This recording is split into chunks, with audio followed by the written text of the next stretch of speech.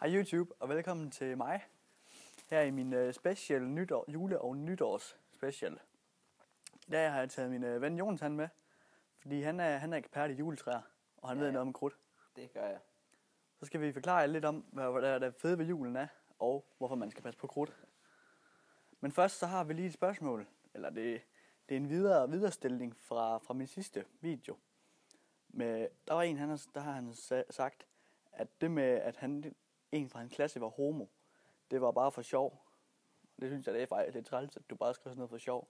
Og det er faktisk et meget seriøst program, jeg har gang i her. 100% seriøst. Og så lige i dag, der er vi lidt sjov, fordi at det er julespecial. Og nytårsspecial. Ja.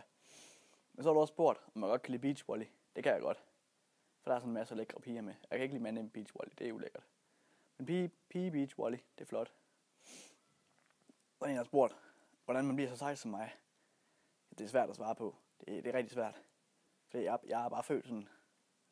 Det er ikke med vilje, jeg er sådan. Det er jeg bare. Men så over til Jonathans evner. Du er jo specialist i juletræer.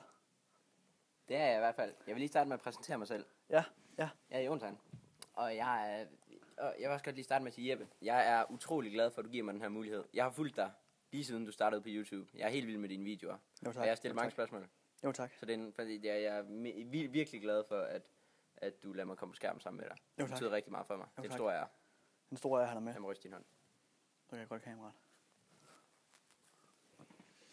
Nå, hvad vil du så fortælle? Hvad er et juletræ?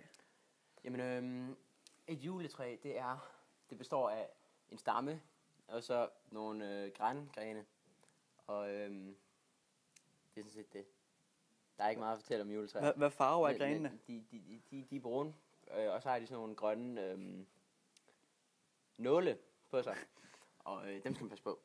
Stikker de? De stikker. Gør de ondt? De stikker rigtigt. De gør ondt. Det gør de. Nå, okay. Altså, det kan jeg godt sige. Nå, ja, det var da ikke så godt. Ja. Nå. Det er alt det, jeg har lært om juletræer på de 7 år, jeg har forsket i det. Så der skal vi videre til krudt. Krudt. Der skal man fandme passe på. Det er usikkerhedsbriller. Sikkerhedsbriller, det er helt Man kan faktisk miste fingrene, når jeg gør det. Ja, det har jeg gjort. Så jeg har mistet fingeren. Ej, det er bare gas, den her. Jeg har bare lige bøjet den sådan. Nå. Ej, men det er ikke sjovt, sådan noget krudt der. Det er ikke for sjovt. Det er det ikke. Man skal være i nærheden af en voksen. Ja, vær sammen med en voksen, medmindre du er over 18. Sikkerhedsbriller. Handsker. Usikkerhedsbriller, handsker. Aldrig. Gå tilbage til en fuser. Nej, dem skal man holde sig fra. Hvis du har lagt en fuser midt ude i haven, så skal du bare lade være at bruge haven. Resten af ja, du skal vente 2 dage.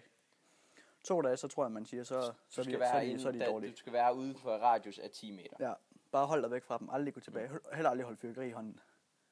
Hvis det er rigtig dumt, så kan det være, at man mister sin finger jo. Og ja. Den er stadig kommet bagved. Det skal jeg lige passe på, ikke? Men så god jul og godt nytår alle sammen. Jeg tror ikke, jeg laver mere i år. Så ses vi næste år. Farvel alle sammen. Det har været rigtig hyggeligt. Hej hej.